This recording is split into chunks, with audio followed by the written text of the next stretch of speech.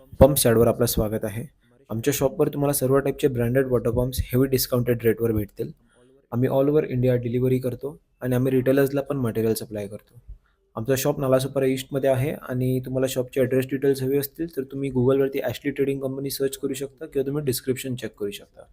आपल्यासमोर आता क्रॉम्प्टनचा अर्धा एच-पीचा पंप आहे.